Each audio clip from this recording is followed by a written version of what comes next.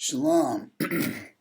As you can see on the screen, I have a couple of images from the movie The Black Panther that came out last week on Thursday. It was a smash, blockbuster. They have any of those, if they call it that anymore, but it was a hit. All right, it did about 200 million in 2 days. But overall, by the time it hit by Sunday night, it did about 400 and something million worldwide, almost close to 500. It didn't top Jurassic Park, but almost there. Anyway, it was a big hit. The world went crazy. The black man went emotional. The black man that claims that he's conscious, or the carnal black man, he and his woman went emotional because in this society in America, the black man has this kinship to Africa. Okay, he's affinity with Africa. The white man has created the narrative that hey, a Negro only comes from Africa, and that's it. And you came over on the slave boat, and that's something I touch on a lot on my YouTube page. Okay, but right here we have what I like to call it. If you've seen the movie or if you haven't seen the movie, go ahead, save this video, go watch the movie, then come back and watch this video because I'm about to.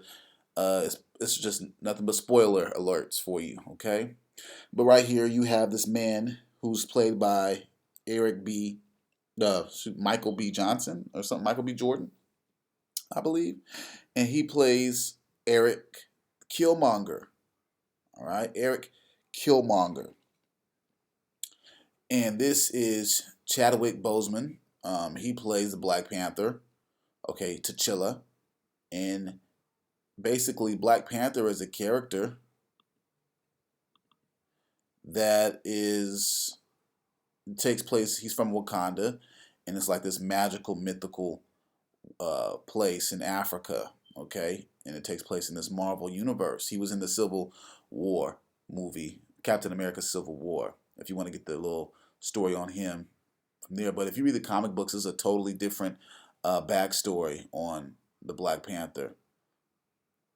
So right here you have him, you have his mom. I don't know her name. Anyways, you have one of his bodyguards. You have the woman that he used to date, and one of his chief officers right here, and then you have his little sister Shuri. I think this one's okay. This is the woman that plays. Dang, what's the sister's name? In Michonne in Walking Dead. Okay, she's the woman with the dreads who's slicing heads off with the katanas. All right. So, anyways, I'm gonna go back to this picture. All right. So basically, in the story, there's a lot of little subliminal messages that Ryan Coogler, the director, brought out. They made this movie more about these two guys versus the man called the Claw, and that was the guy that had the cannon arm. Ulysses Claw is a South African who is basically the main antagonist through the comic book series, but he had a short little role, and they made it more about Eric Killmonger, more of a black on black, which is cool because in the regular movies you have white on white all the time, so that's no big deal to have two guys go at it, two black dudes go at it, all right, and you have Eric Killmonger who wants to take the throne back because his father was exiled, okay, from Africa, and you can just go watch the movie and get that. But basically, this man he grows up after his father gets killed by T'Chilla's dad, okay, and he wants the throne back. And some people are comparing that to the black man getting sold into slavery into Africa. All right, some people compare that to the two. I mean, to this story, and they try to run a parallel. And you could kind of say that, all right, but it's just a story first and foremost. A lot of people idolize this movie like it was their savior, like it was their black Jesus coming to save them, and it makes me think that the black man is so emotional. He runs off of emotions like a woman. He has that feminine energy. Oh man, we finally get. Listen, the true knowledge that you have, okay, is from the scriptures, and I'm gonna point that out to you, because basically a lot of things that happened in this movie was based off the scriptures. Okay, you have this black man from America.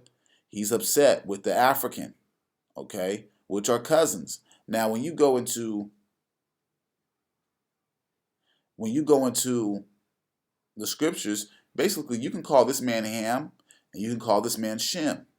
Okay, all right. Ham and Shem were brothers.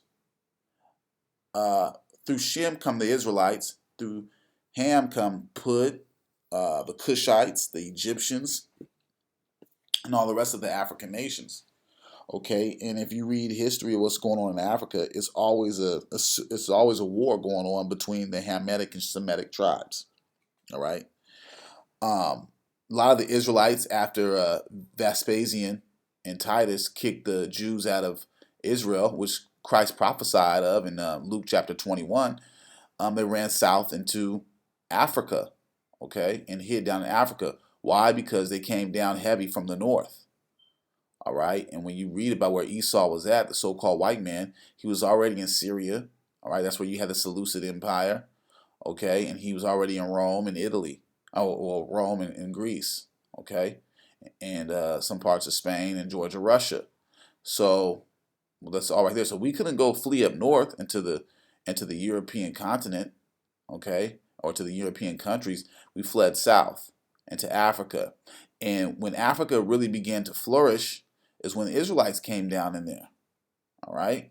And you can read this book called From Babylon to Timbuktu, and you can read about all the places that the Israelites um, inhabited in Africa, on the west coast of Africa.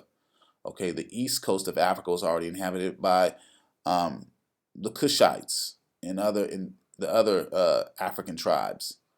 All right. So basically, in this scene, you have him, Eric Killmonger, challenging T'Challa, Black Panther, for the throne. Okay. Now, where did Black Panther get his power from? Where did he get his power from? When you go into the history, okay, or when you watch the beginning, okay, it has a very interesting intro, because in the intro of the movie it shows you that the man came from the dust, came from the ground, just like in the scriptures. Read Genesis, the first and second chapter, to get the origins of men, where they came from. They came from the ground. And also, what happened in the Garden of Eden? Where did man get their knowledge from? From the tree, from the knowledge. From the tree, okay? Which the true vine is Christ. But right here, it shows you that in the beginning of time in the scriptures, we had a plant-based diet. All right, we had a plant-based diet, and we also ate meat. Okay, because we sacrificed. When you read about Cain and Abel, okay, the scriptures talk about how basically Abel had a more excellent sacrifice. And what did God always want sacrifice? He wanted the best of your livestock. Okay. So, anyways, but we did eat herbs. The herbs was medicine, and also in the scriptures that we needed to eat from the tree of life. Okay, not the tree of knowledge of good and evil, but the tree of life. Okay, and the tree of life, when you really study the scriptures, is actually Christ.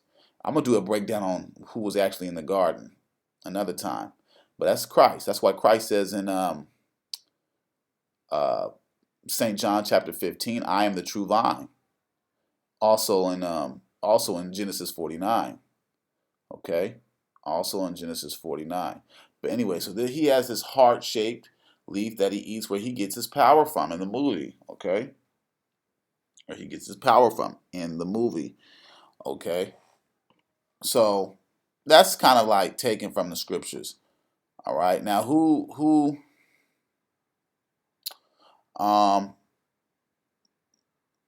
also, we'll go to this. A lot of sisters love this movie, and the movie was tight to have black women as guard. It was different, but to have them as bodyguards. But see how they promote shame, shame. They promote shame in this movie. The black woman, Israelite woman, which these women are, um, they shouldn't be walking around bald headed. Okay, that's shamefulness. Read 1 Corinthians chapter 11. That the woman that does not have her head covered is altogether as if she is shorn, meaning her head shaved. It's a shame for a woman to have her head shaved. Okay, back in the day, our women had long hair. There's women in Africa that have real long hair because they put certain herbs, medicines in their hair, in their head to make their hair long. Okay. Also, a woman cannot. There was the woman on the east side of Africa in Nairobi, which is where also this place was at, damn near. Um, they couldn't receive aid. They couldn't get the disease called AIDS or HIV. They were immune to it. Okay, I think I brought that out in the video. Did the cookie turn EJ gay? EJ being Magic Johnson's son. But anyway, um, they couldn't catch the disease. They couldn't conceive it, or however you want to put it. Okay, because the women have a certain diet over there that makes them immune. The body's immune to the certain diseases, and the white man was trying to figure that out as the damn beast that he is. So anyway, you had these women that protect, and she was a real loyal woman to the throne. Okay, let me see. Let's see. Um, so yeah. So anyway, she was a real loyal woman to the throne. Um, we can go back to. So there was, and her name was Okayi, Okayi, something like that. But it was a dope. It was dope to have these women back him up. But I just wanted to point out that our ladies are not supposed to walk around bald headed. They're supposed to have hair. Okay, they're supposed to have hair. It's a beautiful thing to have hair. It's the glory that the scriptures talk about. All right. Um, but yeah, it was great that they put the sisters all around this strong man, and that's how it should be. If you really think about it, it promoted so much. It kind of promoted. I ain't gonna try to be far fetched, but it promoted how a woman should fall in line in order, how multiple women fall in line in order under a king, under a man with power, and that's how you should be, black man. You should have power, okay? And the way you receive your power is not through a plant, okay? It's through the scriptures. It's through the water, the everlasting water, the daily bread, okay? Read St. John chapter 6 and read St. John chapter 4. All right, the everlasting bread and water, which is the word of Christ. All right. But this movie basically pertained, and they try to promote Pan Africanism. All right, brothers, you fled into Africa. All right, this place does not exist per se, but it's a beautiful place called Wakanda, and really it was hidden. And when you read the scriptures about how the Most High put guards around the Garden of Eden so nobody can enter into there, again, that's another place where they got the idea. Okay, we're gonna bring that scriptures out. Okay, that's another place where they got the idea. All right. Um, um, Now this guy, Stan Lee, he is the man that created this uh, this character. Okay, this man Stan Lee, and when you read about Stan Lee and Jack Kirby, um, we'll go to Jack Kirby real quick. This is a man that helped was dealing with Marvel. Okay, and he helped created a lot of characters, a lot of famous characters. Captain, it says writer editor Joe Simmons created the highly successful superhero character Captain America.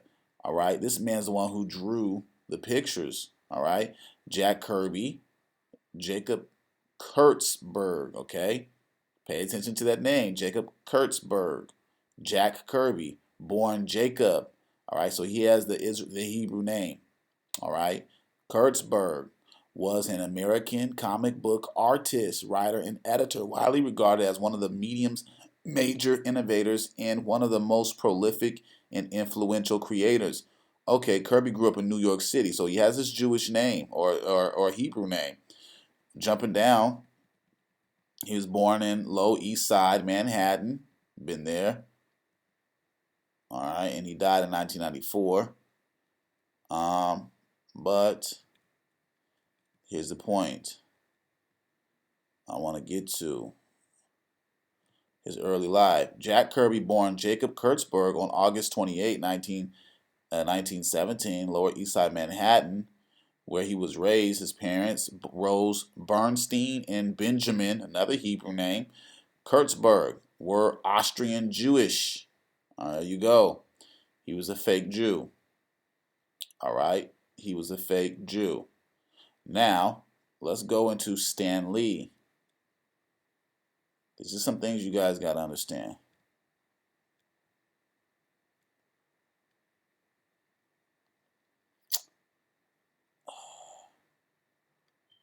Let's see.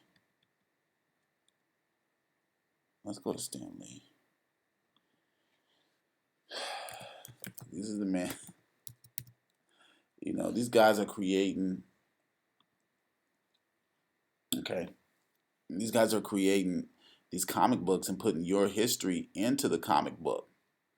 All right. These are the guys that created Black Panther and X-Men. X-Men is modeled after what? The Civil Rights Movement.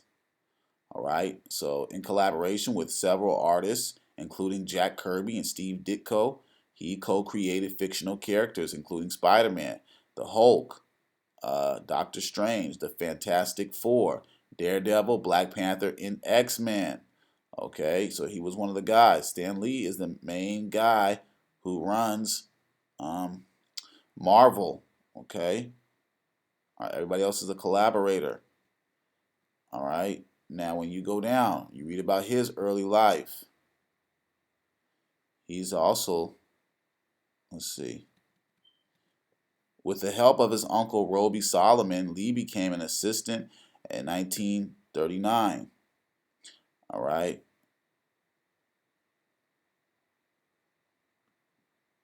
Okay. It's a part where I want to show you guys something. All right. All right. Early life. Stanley Martin Lieber was born on December 28, 1922, in New York City in the apartment of his Romanian born Jewish immigrant parents. Okay. So he is another Jew, or fake Jew, I should say. All right. He is another fake Jew. So you have an Austrian Jew, which was Jack Kirby, the artist, and you have Stan Lee, who is a Romanian Jew. Okay. And they all come from the Eastern European. Let's go to something so I can show you. World map.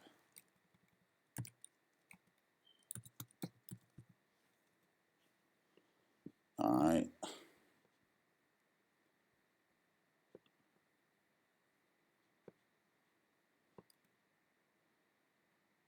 I want to show the countries.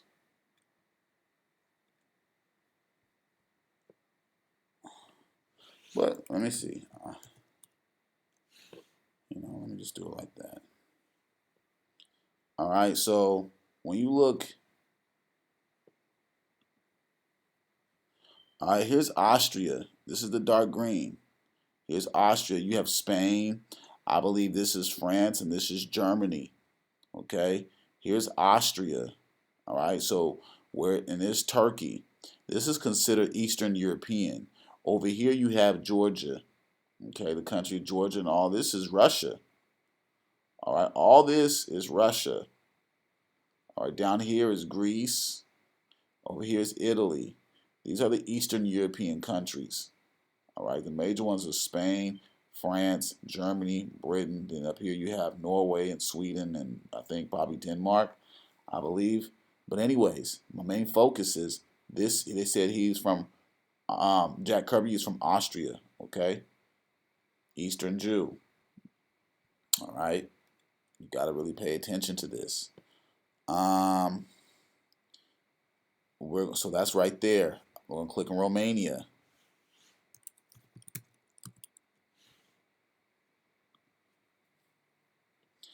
right, so wasn't Austria over here and Romania? Okay, Romania over here, right here. It's dark green. All right, so these fake Jews come from Eastern Europe. Now, a lot of those people, like I brought out, were sold into slavery where Yugoslavia is at.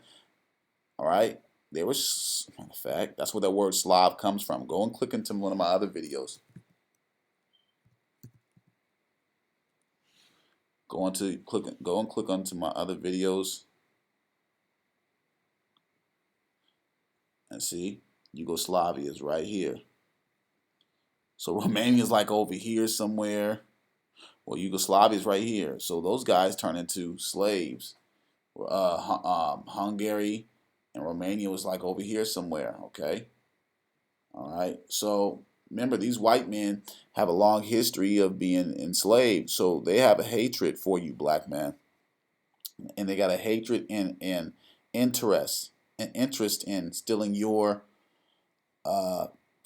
history. All right. Now remember, Jack Kirby was a Austrian Jew, and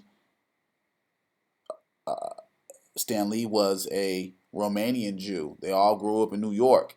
And by the way, they said they grew up in Manhattan. Lower East Side Manhattan is basically Harlem. Okay, basically Manhattan, you got Harlem up in there where it's a lot of black folks. So they read a lot of black history. They were around your people. All right. So they come up during the civil rights movement and they implement these stories and say, look, we will create this guy. We're gonna do this with this character. All right. Black Panther was created before the civil rights movement or before the Black Panther Party. Okay. But they had this idea of coming up with this guy for the black people, for the black audience. Okay. Now, right here is an interesting thing. In the beginning of the movie, it shows how basically this spaceship with his father arrives in Oakland, California. How coincidence, that's where the Black Panther Party started in Oakland, and they try to tie in the two, okay, in that movie. But anyway, he shows up, the dad shows up, and all the black kids see it after the spaceship leaves. Okay, they see this. This is the chariots, okay, and look how they have the circle, the wheel on the bottom of it. All right. Now, I don't know if the director was trying to allude to the chariots of Israel, was speaking about in the scriptures, because we all know that UFO, the so-called unidentified flying objects, do exist, but they're not unidentified. They're basically the Most High's vehicles, His technology. Okay, the Most High has some of the most craziest technology ever. Okay, and the white man tries to say, oh, they're aliens and blah blah blah, which is whatever. But when you read the scriptures, you find out that it's really the black man, uh, the Most High, who created this stuff. Okay, and it's made, from the black man. And some of the best scientists are black, or no, the best scientists are black that work for the white man. By the way, okay, just to let you know. All right, but yes, this is basically, he had this bad sister at his side again, and she was married to the chief captain, the chief officer, but she was like his right hand man, his top general. Okay, he had his own little military. But anyway, uh, yeah, I just wanted to point that out, that you had this little ship right here. Okay, and these are like, like Ezekiel says, the wheels. The wheel. They seen the wheel in Ezekiel. That's the spaceship. All right. Also,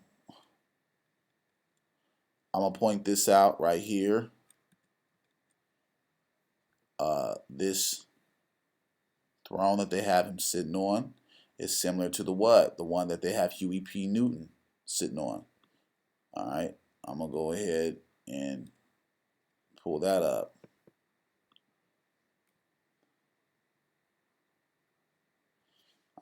Huey P. Newton. Let's see what pops up when you see that. See how he's sitting on that. See how the you see how but you see how Esau liked to play. You see how the white man likes to play. He takes your history. Look at this. Huey P. Newton sitting on this chair. I'm gonna go ahead and let's see if I can find the link where he's sitting on his throne again. All right. Okay. Now look at he's sitting on his throne. Right? The Black Panther. He's sitting on his throne. The Black Panther. Somebody said that's Hebrew writing, but look at that. He's sitting on his throne. But then again, bam, Black Panther. Now they could have studied some Africanism or whatever, whatever. I don't know. But it was created back in the day. They probably seen this, and then now they say, "Oh, well, we want to make a similar cheer to that." All right, and I'm just showing you this because black man, this white man studies you. Remember, Paul was speaking to Herod Agrippa, and he says, "I know that you're an expert in the Jews' religion." Read that. I believe that's in Acts chapter 26. I believe. I could pull the scripture up at the end. But I perceive that you're an expert in the Jews' religion. Um, Look at this. They study us, black man. They study us. And so they try to, incorporate that cheer and, little subtle hints, and try to compare. But it's the Black Panther, Huey P. Newton. He was a leader and one of the co-founders of the Black Panther Party. Um, the Black Panther Party tried to do a lot of good in the black community, so they say. But there's a lot of other sides to the story. There's a lot of other things that went on. Okay, if the man was totally uprighteous, he wouldn't have been murdered like how he got murdered. But the Most High protects his people that do upright. But anyway, but then again, he was so out there at that time. The white man had to basically cut him off and had sellouts inside of the Black Panther Party that were paid. That's how you really get. That's how the devil versus the devil could not stand. So that's how they get people to turn. If they got people inside your organization that's willing to turn on you, that's how they get you to implode. Okay. But anyways, so I covered the Wakandan, the diet. Okay, with the leaf. Okay, the chair. A lot of these little symbols. This woman, these, and they try to uplift the black woman and all that, and it's fine. That's great. But black women, this is not your culture. Being bald headed, okay, that's not your culture. All right, and dressing like that is not your culture. Okay, you need to be in a long skirt, long dress, dressing righteous. All right, you're not a Philistine. Okay, they don't even dress like that. All right. I wanted to bring this photo out right here to show you that this is not your culture, black man. Having a plate in your lip, this is Hamitic bullshit. You're not supposed to do the things that the Egyptians do. Go ahead and read Leviticus chapter 18. All right, we're not supposed to mimic after the Egyptians. We're not supposed to be mutilating ourselves, putting plates in our lip, eating, putting zebra piss on us. You know, and I'm not trying to be funny, by the way. I'm being serious. We ain't supposed to be into that kind of stuff, the Hamitic rituals. It's real wickedness. All right. And lightweight, there was a lot of voodoo in this movie. There was some voodoo in here. All right. And they really demonized that brother Eric Killmonger. Look, this brother, it showed you what you shouldn't do as a black man. Okay. If you really about uplifting your people, you cannot be an angry man that cannot control his anger. You got to go and wake up your people and move as a unit and wait on the Most High. Okay? You cannot go on your own reconnaissance and do what you do. Read the book of Maccabees. Read about the brother Eleazar, who went in to get a name for himself, and he went to war without his brother's permission, without having counsel, without moving as a unit, and basically an elephant fell on top of him in war. Okay? So we cannot go off and try to go to war and get a name for yourself. This man moved with the angry spirit, and anger rests in the bosom of fools. Okay? So he wanted to go, and he said his people are suffering and yada yada yada. But hey, the only man that's going to redeem you is Christ, not no damn Killmonger. Okay, your name is Killmonger for the reason, and they try to subliminally say the black man is nothing but a killer, an angry man who's trying to reach and trying to trying to go and uplift his people and go out and act on his own reconnaissance. But hey, you can't do that. You got to move as a unit. You got to move with the body. You got to wait on your leader, Christ, your Godhead. Okay? He is the Godhead of the body. And above him is the Most High. And the Most High has the time and the measure and knows the measure of time. Not you, black man. Okay? Great movie. Great pick up on the subtle hints. I might not cover and catch everything. Okay? But hey, I like this movie because it talked about counsel. All right, here's a scene where he's about to do the challenge. Okay, who's going to step up and try to challenge him? And it was the man ape guy. All right, but anyway, we'll go to this scene where he wakes up after they take all the power away from him. No, after they take the power away from him, they bury him in the ground, and he goes into to talk to his ancestors. Okay, this is really dealing with the scriptures again in a form of fashion when you go into the dust again and you go into the spiritual world. And they got this thing where he goes to talk to the ancestors that's waiting in the tree again. And the Black Panther jumps down, and it turns into his father. Okay. And this scripture, and this right here, this shows you when it says, let there be, let there be light. There was the aurora lights that's in heaven. Okay. Before the sun and the moon. All right, fellas, before the sun and the moon. But right here, he's dressed in an all-white robe, and he's going to go meet his ancestors, and then he wakes up again with the full power of being a Black Panther. But he goes and gets the approval from the ancestors, I believe. Okay, beautiful scene. Um, I'm not go too much into that. Some people try to say some other things, other little breakdowns, and I'm not going to give this movie too much power. Other people have given it way too much power, but I'm just pointing out some of the certain things to show the black man this is not you and your customs. Your custom is Israel. See, that Wakanda place is about to be destroyed by Thanos anyway. Go watch Infinity War. Hey, no man is going to redeem you but Christ. And that's what you guys got to get through your skull. Okay, you're not no damn Hamite, no stinky ass Hamite. Okay, you are a Hebrew Israelite. All right, and the kingdom of heaven is in you. If you want to get there, you're going to have to take care of your body and your temple. Okay, you are above Black Panther, way above Black Panther. Okay. All right. Once again, he said, I want the throne. Okay. Angry ambition ultimately got him destroyed.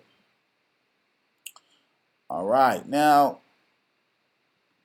another point I wanted to bring out, which I showed the brother earlier today, or I mentioned earlier today, that the Wakan Tanka, okay, in the Lakota way of life, Wakan, okay, Tanka, standard Lakota orthography, all right, in the term of the sacred or the divine. This is usually translated the Great Spirit. Okay. The Wakan, meaning powerful or sacred in the Lakota language. Wakan, the original Lakota name for the Rum River in Minnesota. All right, so this is showing you that basically where is this? How they get this name, the Wakanda? All right, this is basically a word in a certain language, the Lakota language. The Lakota natively known as the Lakota Teton from the Teton Sioux. They speak the Lakota language, closely related languages that belong to the Sioux language family, occupy the lands of North and South Dakota. All right, so it's showing you this is North American Indians. The Wakan is a word that, you know, that means sacred or the divine. So it's showing you that this place was the divine and sacred place, but ultimately they got this um, they got this place, they got this Wakanda place, or also Wakanda. Wakanda is also known as Wakanda in the Oma Panka. Okay, let's see. Is the spoken by the Omaha, Nebraska, and the Ponca people of Oklahoma, Nebraska. The two dialects differ minimally, but are considered distinct languages by their speakers. Okay, these is Native Americans. Okay, and a lot of Glenn Beck brought out that the Native Americans spoke what? Hebrew. Okay, so brother, once again, this white man, Stan Lee, they know your history and they study. Okay, and for them to get so big, they're dealing with the powers that be. Um, and when I mean they're so big, they're Marvel, they're comic books. Okay, for the white men to publish them and take them to a whole nother level. Okay, but they got the. It's really this Wakanda and all this is really over here in the United States, dealing with the Hebrews that were over here. Okay, dealing with the Hebrews that were over here already that looked like you. A lot of black men think that they came over from off them boats, and you was already over here. Okay, read Second Ezra chapter 13. You escaped from the Persian Empire. The 10 tribes took counsel, and they came over here. Second Ezra chapter 13, verse 40. Okay, you was carried away captive by Shalmaneser, the Assyrian king. Served your slavery over there, and then you was underneath Babylonian Empire slavery. Then you was freed, but the Persians let you go after the time of Esther.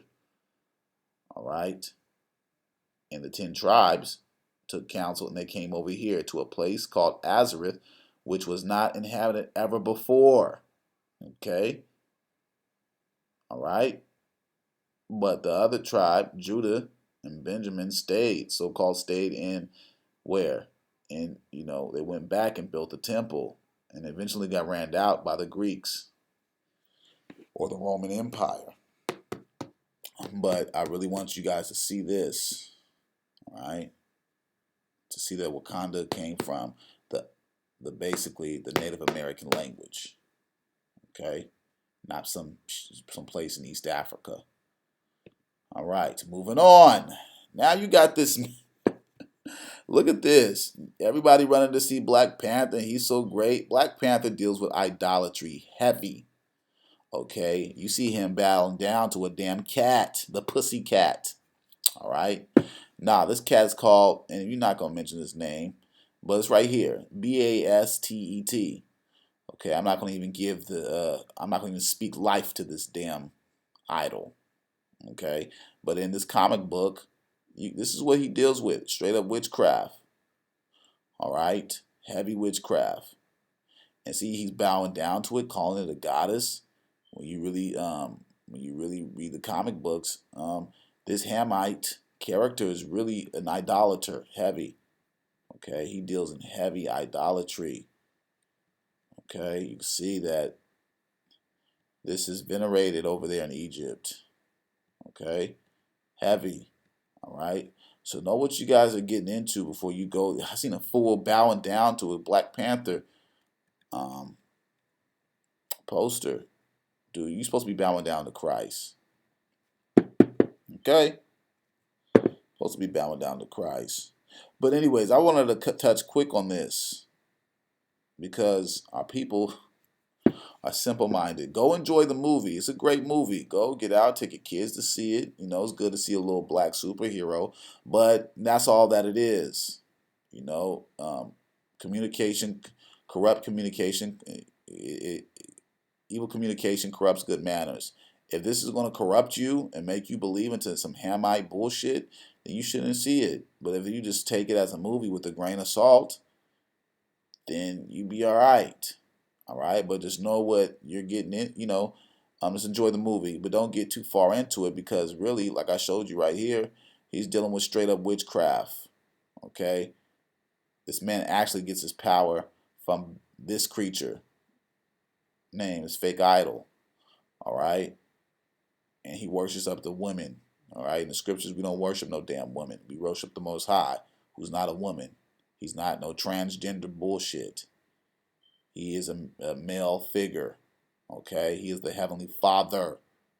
Not no half woman, half bullshit. That's the bringing together the opposites. So up high, so below, bullshit. Okay, hermaphrodite bullshit. We don't deal with that in this truth. Okay, but we pray. You know, we deal with the Lion of Judah. We don't deal with the Black Panther. We deal with the Lion of Judah, which is Christ. Um, when you go into the scriptures, I'm going to go ahead and read this. Finish this out with this.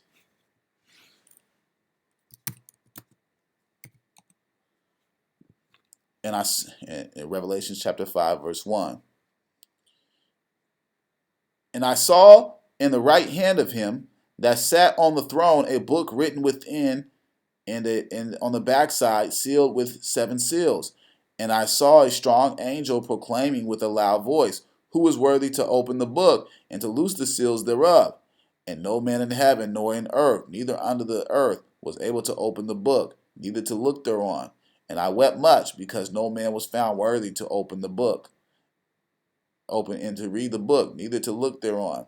And one of the elders saith unto me, Weep not, behold, the Lion of the tribe of Judah, the root of David, hath prevailed to open the book and to loose the 7 seals.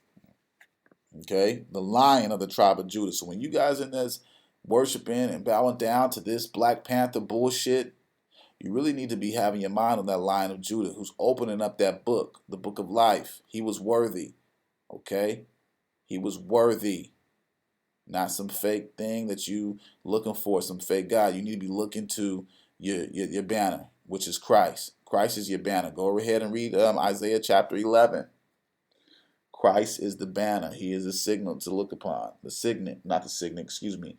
He is the banner and he is the ensign. That's the correct word. The ensign.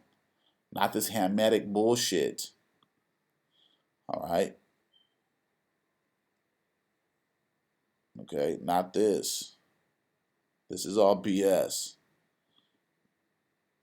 You know, we don't deal with this. We don't deal in this fashion. All right? We don't deal in this fashion. All right? So with that, it was a great movie, though.